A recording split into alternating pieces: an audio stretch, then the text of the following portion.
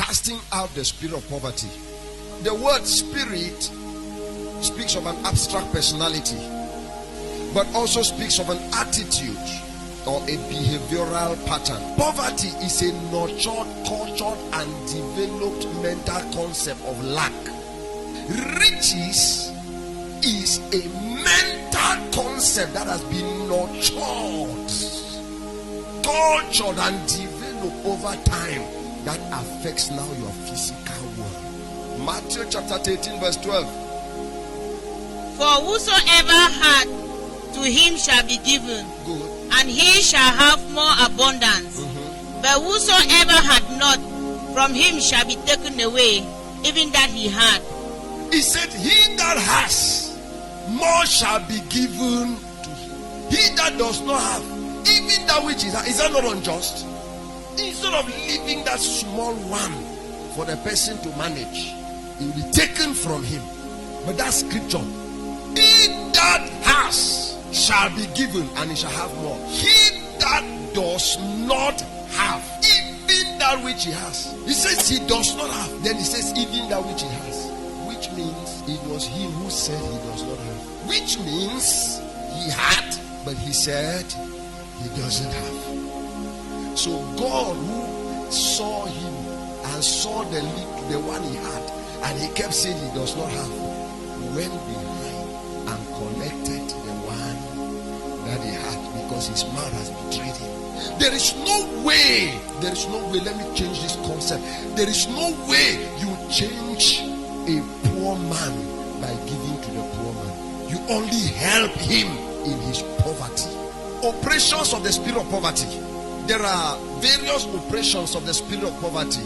Number one, this spirit dwells well in ignorance. Number two, this spirit of poverty fosters laziness, or is fostered by laziness. Number three, to know this spirit, those who are affected by this spirit, they love sleep. If you hear majority of people who say you cannot cheat nature, categorize them, they are lazy people. This spirit hangs on the hinges of procrastination. The spirit of poverty likes procrastination. What he had to do today, he'll postpone it to do it tomorrow. Tomorrow is always a better day for them. And this spirit is a permanent host to stinginess, greed, and gluttony. A poor man is afraid to give because he does not know where he will take another one. The next point, this spirit feeds on waste, or sponsors waste.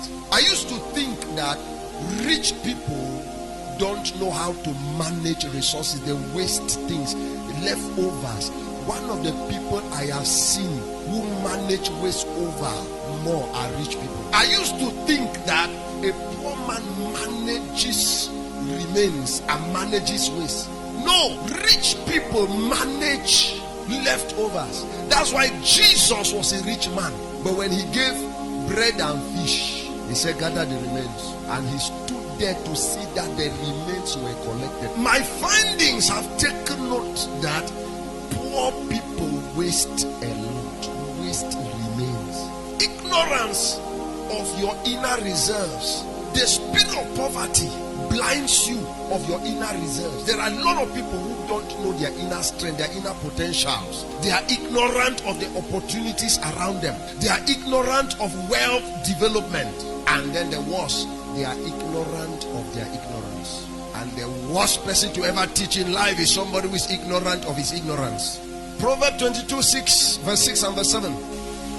Train up a child in the way he should go, and when he is old, he will not depart from it. What do you train the child about?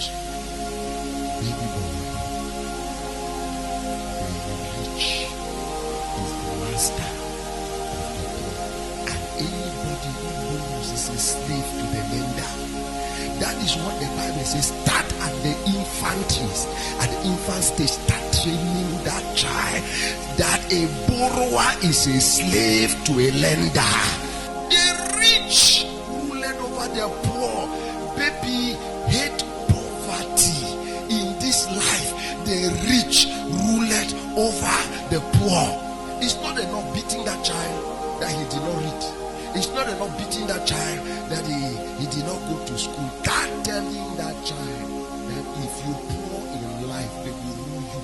When the child begins to hate poverty from small, the child will grow with that passion for riches, and he will be studying with that concept at the back of the mind. Train up a child in the way he should grow, and when he's old, he will not depart from it. Tell that child at an infant state that the rich rule over the poor, so don't be poor.